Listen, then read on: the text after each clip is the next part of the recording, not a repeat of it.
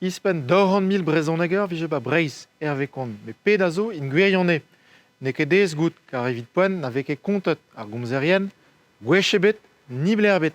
Ni blerbet, met bakarez lerman a brezhoneg, kreiz an niveradenn publik, kaset de ben gant an inse, a tiker karez. Peus ce mod ebe gouniet an draze. Penons etremen an tre war an dachen, a da beta servijo ar chifrou, a ben a fin. Evit gout iror, dam de vel.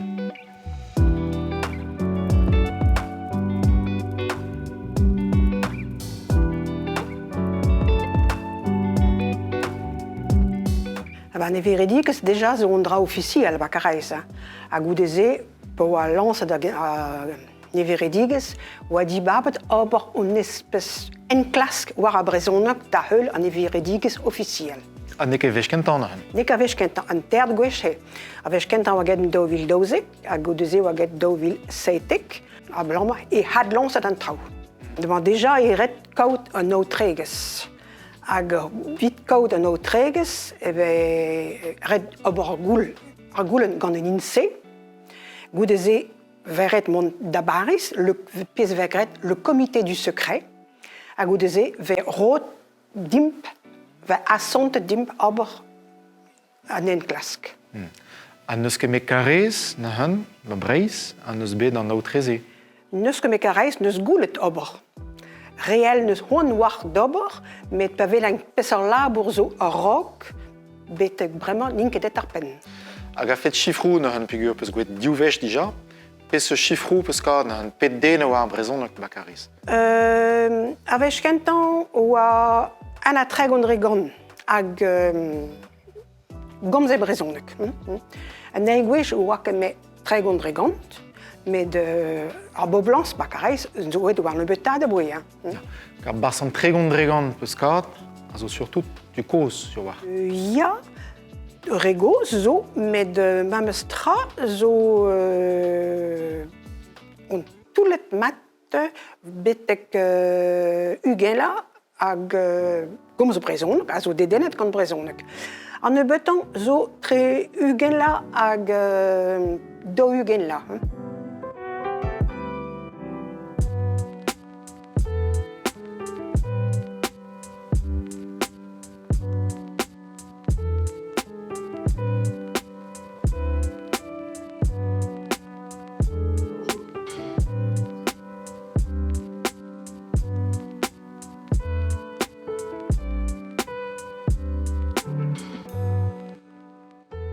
A lodenn skiantel an enklask a zo bet gweit war izro gant office publik ar brezhoneg, dom de velenne dustu.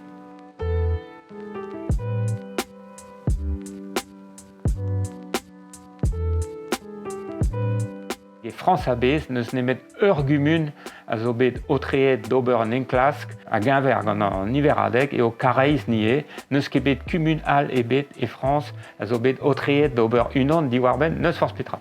En France neus ket giz vegret a broioal, ne veket goulennet n'en doare systematek gant an dud, da genver an niveradeg, peseuriez a gomzont, diwar-se, diestre kaout chifrou resis diwar ben a vrezhonegerien. Bristol ma fe liom kaz-varog, politik erichouiez e fedus, red ebe a gwez da vuzulia, just a war, daoust hag e fedus, pe di e fedus a politik erichou ave lake de plas, pe petra zo da chienjet no, neus eo poezus brav, gouzout mat, penons ma kont gant ar brezhoneg.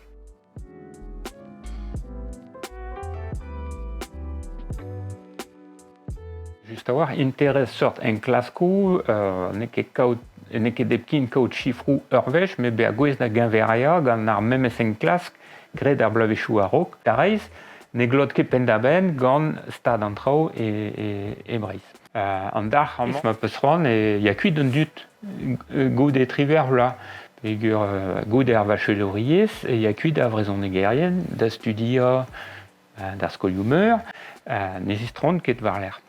Nous carrés a brodu brezhonegerienne, Marie-Hélène Larrette dre ar skol, a gode école neo. On a une école pendament, figurion da vaga a brezhonegerienne et l'erchal, mais carrés a zo diba arrivé, figuré au bras a war, a penaos en hiver a implijou brezhonek a zo e carrés. A ze a lag brezhonegerienne da jom, da garrés, bet provardro carrés.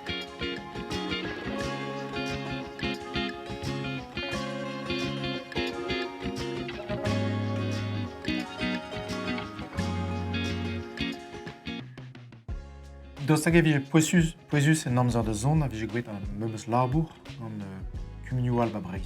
Just, je vais à Talvoudus, nous ne kered ober memestra et kemen l'er zo tout.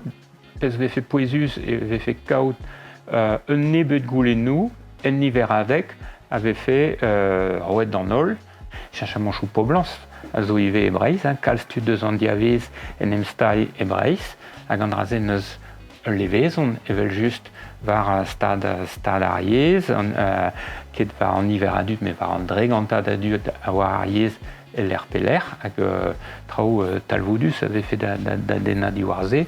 Neus ket tu, da gaz da ben ur politikereziez e fedus, e bro e bet, mane an avezon ket ar gwirvoud.